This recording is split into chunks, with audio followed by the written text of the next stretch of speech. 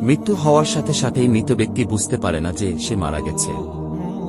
মৃত্যু পরবর্তী সময়ে আত্মীয় স্বজনের কান্নাকাটি, তাকে গোসল করানো, কাফনের কাপড় পরানো, এমনকি তাকে কবরস্থ করা পর্যন্ত নিজেকে সে মনে করে মৃত্যুর স্বপ্ন দেখছে। যখন তাকে মাটিতে শোয়ানো হচ্ছে তখনও তিনি স্বপ্নের ঘোরে থাকেন আর মনে করতে থাকেন এটি একটি স্বপ্ন। তারপরে সে চিৎকার করে, কিন্তু কেউ তার চিৎকার শুনে না। পরে যখন সবাই তাকে কবরের অন্ধকারে ফেলে চলে যায় আর সে মাটির নিচে একা হয়ে যায়, তখন আল্লাহ তার প্রাণ ফিরিয়ে দেন। সে চোখ খুলে তার খারাপ স্বপ্ন থেকে জেগে ওঠে। প্রথমে তিনি খুশি এবং কৃতজ্ঞ হয় এই কারণে যে তিনি যা দেখছিলেন তা কেবল একটি দুঃস্বপ্ন এবং তিনি এখন ঘুম থেকে জেগে আছেন। তারপরে সে তার দেহটি স্পর্শ করতে শুরু করে, যা কেবল একটি সাদা কাপড়ে জড়িয়ে রাখা হয়েছিল। তখন সে অবাক হয়ে বলতে থাকে, আমার শার্ট কোথায়, আমার প্যান্ট কোথায়? এবং সে আরও অবাক হয়ে বলতে থাকে, আমি কোথায়, এই জায়গাটি কোথায়, সর্বত্র ময়লামাটির গন্ধ কেন, আমি এখানে কি করছি? অতঃপর সে বুঝতে শুরু করে যে সে ভূগর্ভস্থ এবং তিনি যে অভিজ্ঞতা নিচ্ছেন তা স্বপ্ন নয়।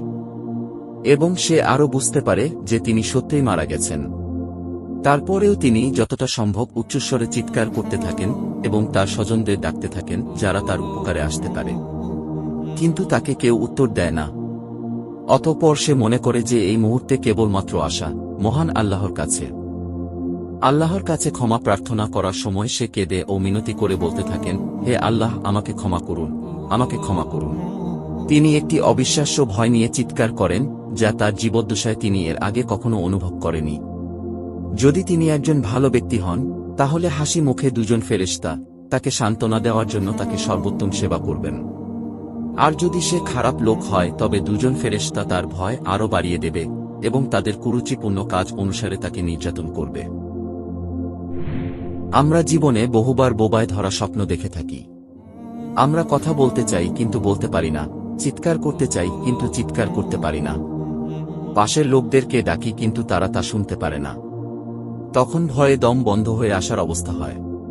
এমন সময় কেউ হয়তো এসে ধাক্কা দিয়ে জাগিয়ে দেয়। মৃত্যুর পরের অবস্থা অনেকটা এরকমই।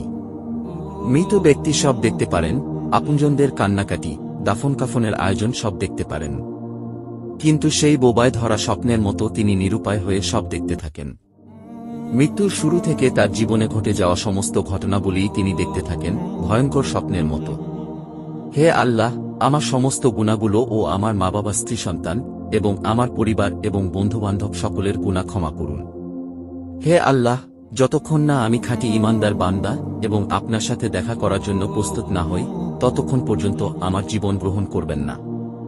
হে আল্লাহ, আমাদেরকে হেদায়েত করুন।